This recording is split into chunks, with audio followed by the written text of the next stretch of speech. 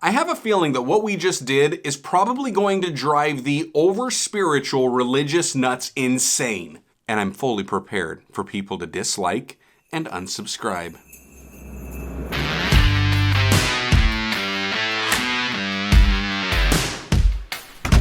Whew. Look at that. Look at that. We got snow.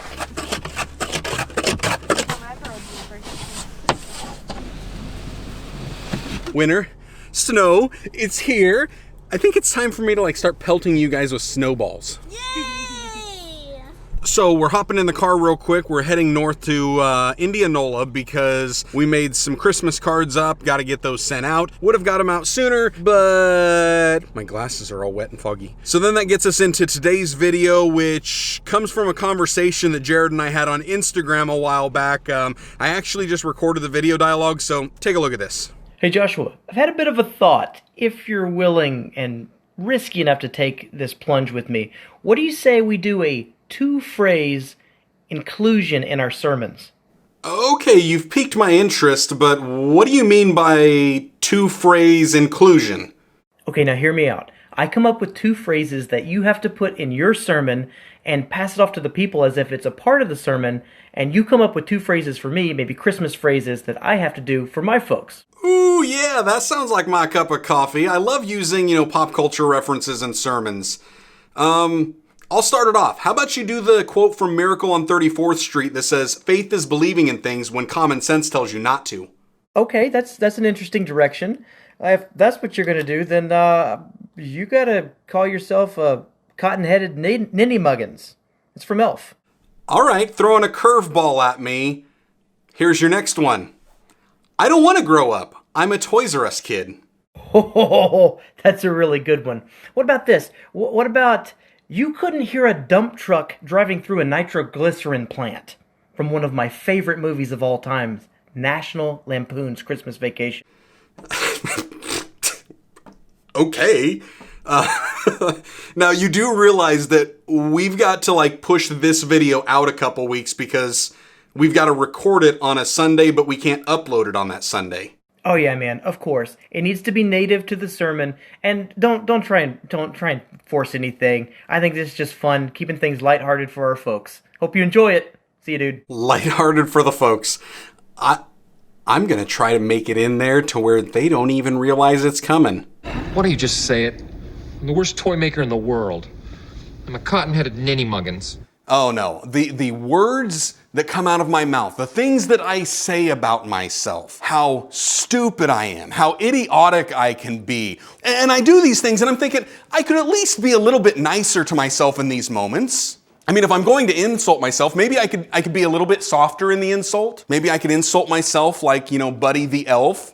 Just say I'm a cotton-headed ninny muggins or something like that. It's a little gentler to go that approach. But no, I have to go off the deep end and I have to be harsh with myself, not realizing that Jesus himself wouldn't do that.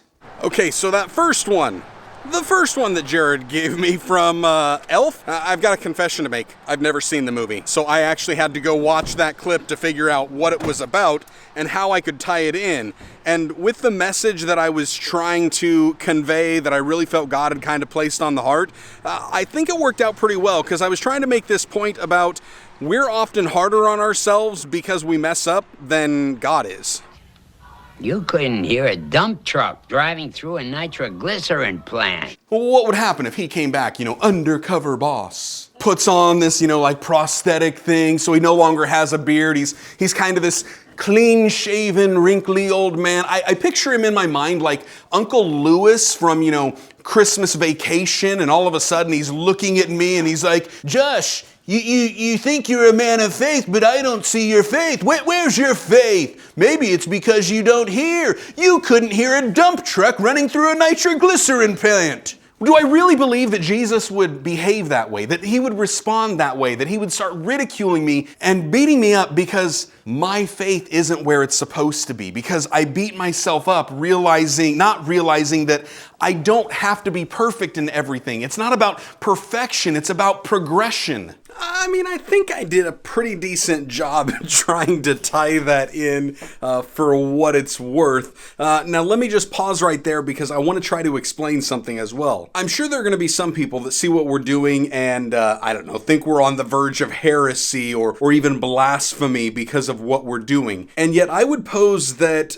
all we're really doing is exemplifying something that Jesus did in his preaching, and it was grabbing everyday illustrations to try to teach parables and really try to draw people to the truth of God's word. Now, sure, what Jesus did was he looked around and he would see things like a fig tree, or he would see something like a child that just came over to them, or he would look in the distance and see a mountain, and he used those things to help make the point. The main difference is that, well, one, I'm not Jesus, but two, I took whatever Jarrod gave me and then tried to make that fit. And for me to make that second one fit, I kind of made a parallel to the show Undercover Boss and really showing how like Jesus isn't trying to sneak up on us and catch us doing something we're not, or even catch us being good, because he's omnipresent. He is God, so he is everywhere. And he's also not going to ridicule us for not being perfect, because he is the only perfect one.